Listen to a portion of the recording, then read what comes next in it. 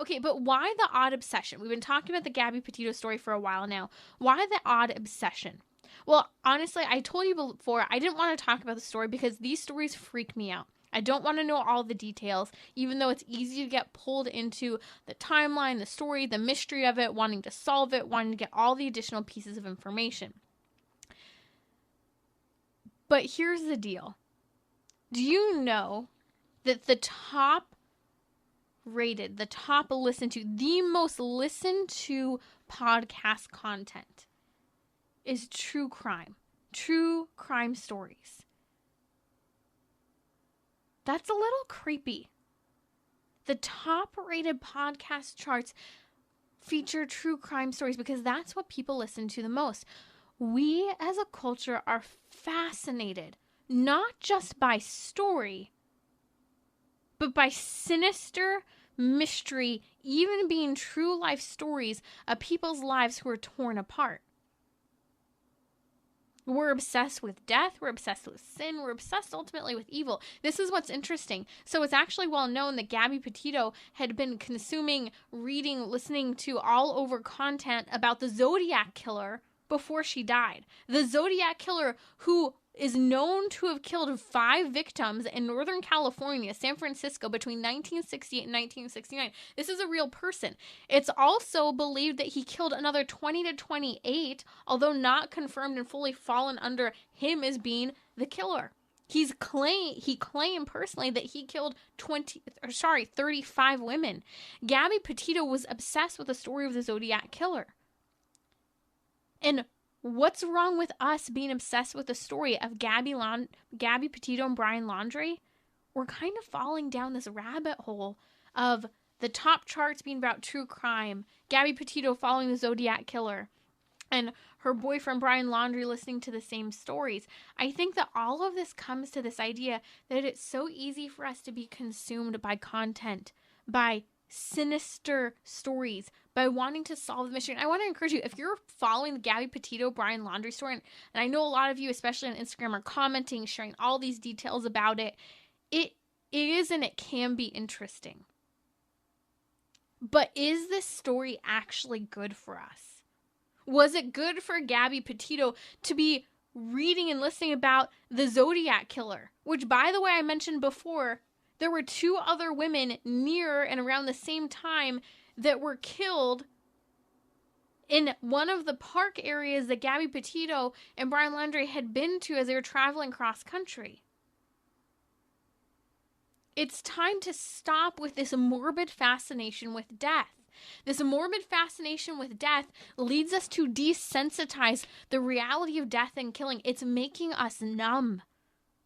And we're already numb enough to the entire issue with regard to abortion. I mean, the fact that just over the last few days, a United States House of Representatives passed an act sending it to the Senate that is the most radically pro-abortion and damaging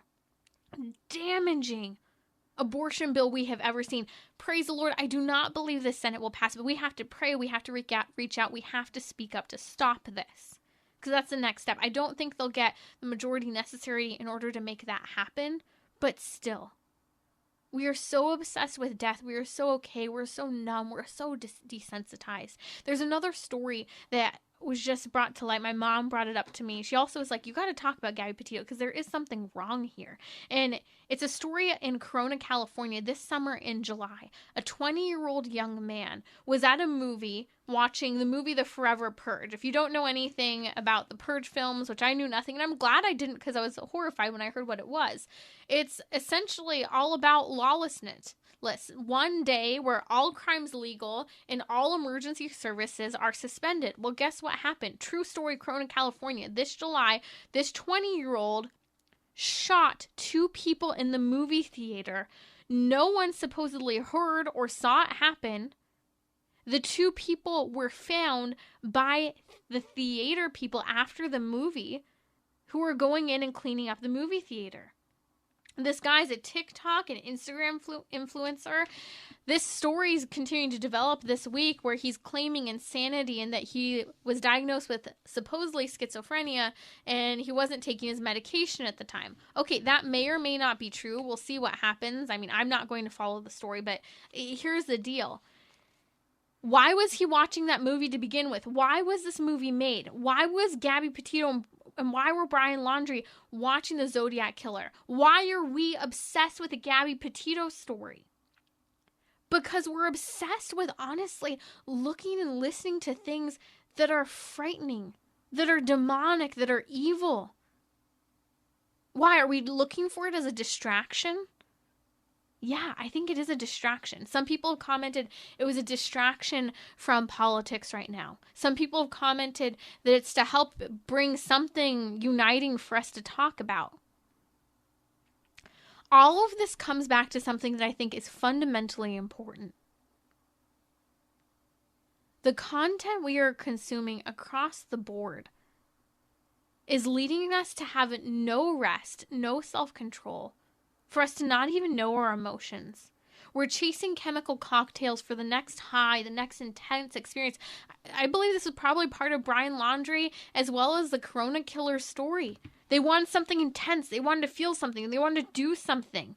Because whether it's a pornography addiction, screen addiction, intense story addiction, to podcasts about the Zodiac Killer or any other true crime story, what is this all leading us to? Overuse of our technology, overuse of movies, all of this.